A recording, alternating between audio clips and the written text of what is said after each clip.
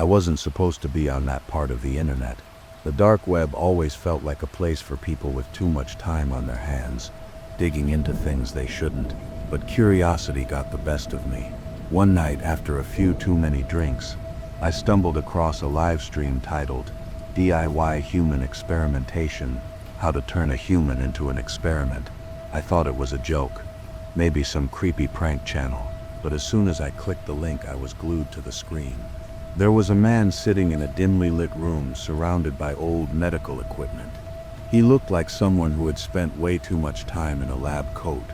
His voice was calm, almost soothing, as he walked his viewers through the process of turning a person into something else. Lobotomization, forced mutations, even cybernetic implants. It was all there, step by step. At first I thought it was all fake.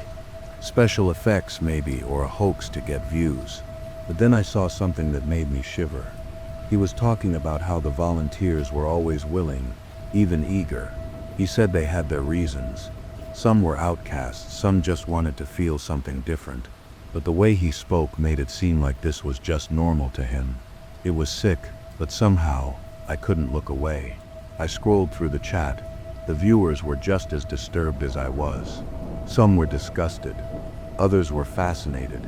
And then there were a few who asked questions about how to do it themselves. I clicked around, looking for more of his content. There were hundreds of tutorials, all of them with viewers discussing what they had done. Some claimed they had already tried the procedures, helping out by kidnapping people, following his guides on altering minds and bodies. A sense of dread crept over me as I realized this wasn't just a show, it was real. I had just watched someone turn a human being into an experiment, and they weren't alone in doing it. I wanted to shut it down, but that's when I saw a message pop up in the chat. It was from the streamer. Next step, the experiment will be live, and you, viewer, are going to help us. The message burned into my mind. I stared at the screen for what felt like forever. You, viewer, are going to help us. My fingers hovered over the keyboard, too scared to type anything, yet too curious to look away. Was it a joke? A threat? My heart raced as I considered the possibilities. I checked the chat. There was an unsettling flood of messages from other viewers. Most were congratulating the scientist.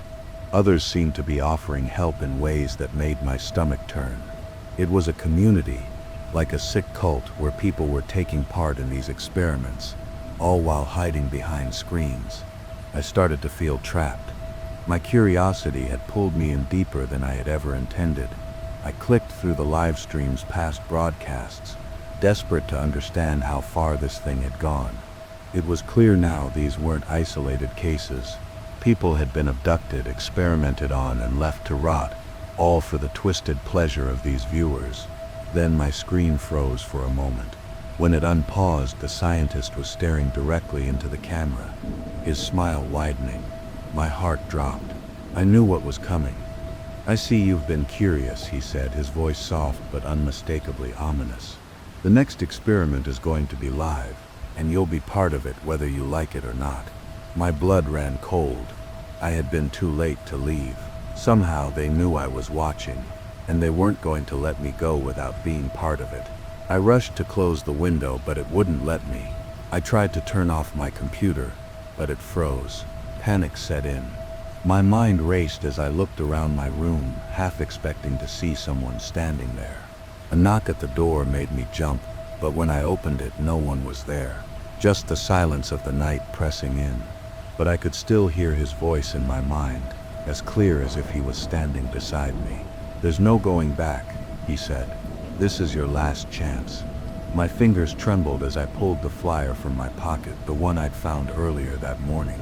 The words printed on it were even more haunting now, as if they had been waiting for me. "Help us find the next volunteer." I couldn't breathe. Every part of me screamed to run, to get away from it all, but I didn't know where to go. The room felt smaller now, the walls closing in as I stared at the flyer in my hand. The connection between the live stream and the flyer wasn't just some twisted coincidence. It was all part of something bigger. I slammed my laptop shut, hoping that would stop whatever was happening. But the buzzing feeling in my head didn't go away. I heard the door behind me creak, and when I turned, I saw him. The scientist. His face was pale, eyes wide with that sick, knowing smile. I stumbled back, but it was too late. The door locked behind me. "I told you there was no going back," he said, his voice cold, like he had been expecting me all along. I wanted to fight, I wanted to scream, but my body wouldn't cooperate. I felt something cold and metallic pressing against the back of my head, some kind of tool maybe, or a device. It didn't matter. I knew what it meant. I had become the next experiment. The last thing I saw before everything went dark was the faint glow of my laptop screen. The live stream was still on, the viewers eager, excited, and waiting for the show to begin. It wasn't just about science anymore. It was entertainment. People like me, normal, unsuspecting people, were just pawns in their twisted games. I never wanted to be part of it, but now I was.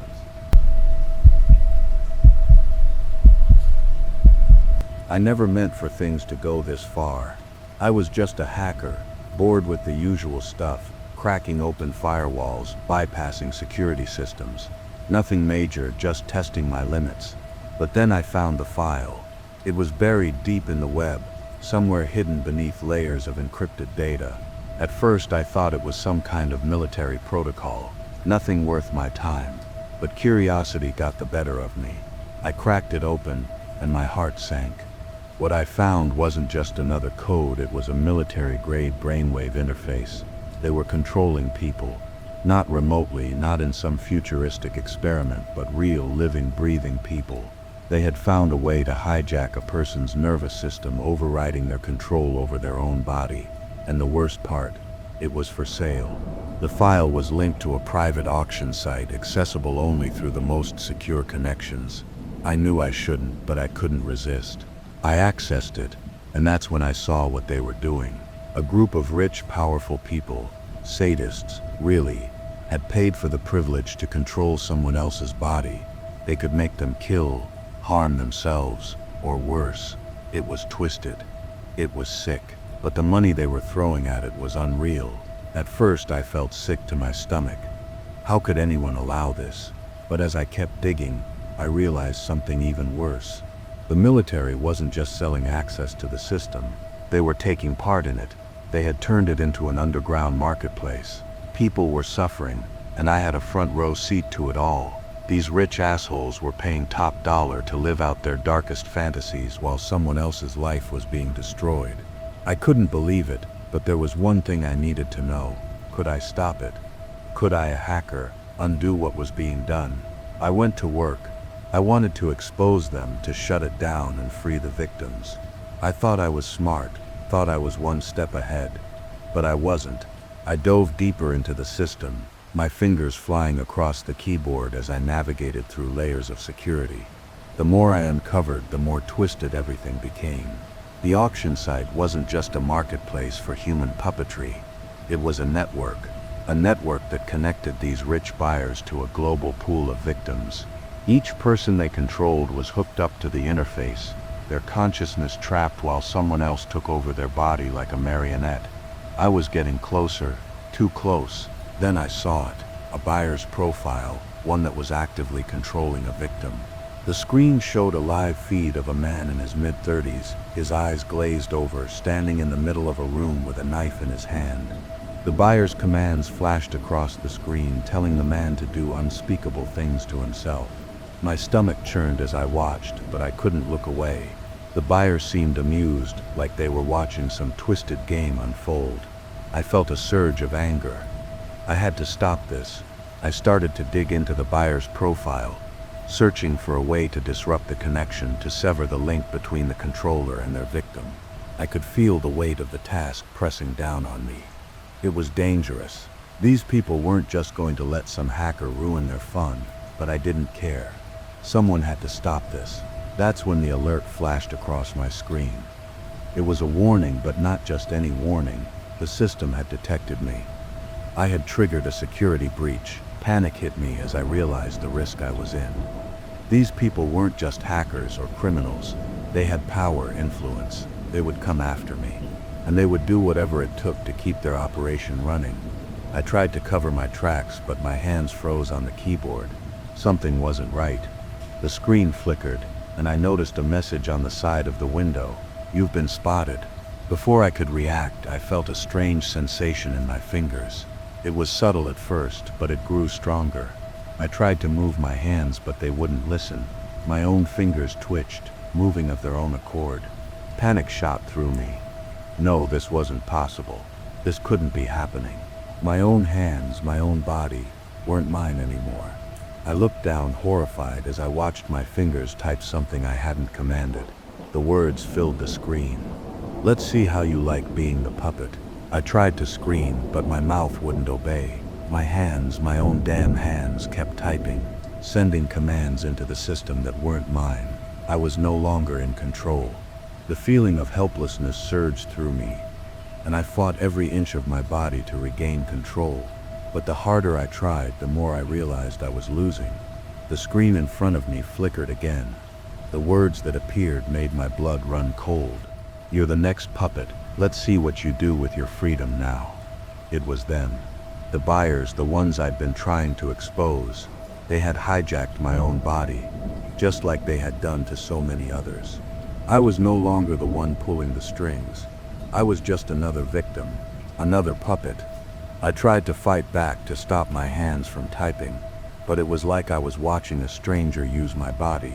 I slammed my fists into the desk, trying to break free, but it didn't help.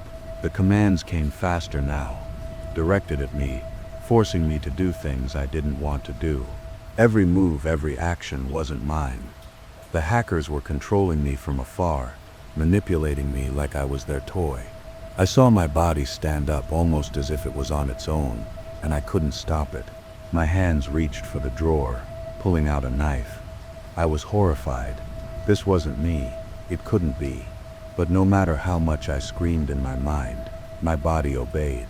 The buyer's sick voice echoed in my ears, telling me what to do next. I wanted to give up.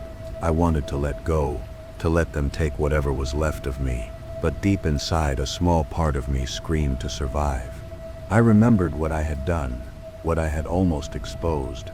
I had cracked the system, and maybe, just maybe, there was a way to reverse it. I focused everything I had left on trying to fight back against the command, trying to break the connection, to override the signal controlling me. It was my last chance. For a second, everything stopped. My hands went still, the screen froze, and in that moment, I realized something terrifying. The system had already overwritten me, and the buyer was still watching. And that's when it hit me. They weren't done with me yet. They were just getting started. It started with a strange file. I came across it by accident, buried in some obscure corner of the deep web. At first, it seemed like just another weird, untraceable blueprint, something you'd skim over and forget. But this one made my blood run cold when I realized what it was for. A 3D printer, but not like any printer I'd ever seen. This wasn't for plastic.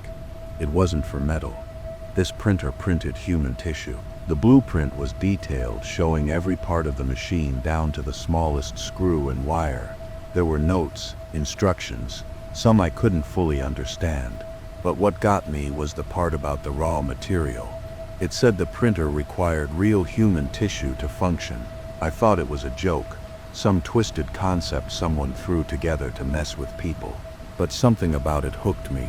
Maybe it was the promise of revolutionizing medical technology, or maybe it was just the thrill of making something impossible work. I'm not a scientist, but I'm good with machines. Really good. And this was too interesting to ignore. I decided to build it.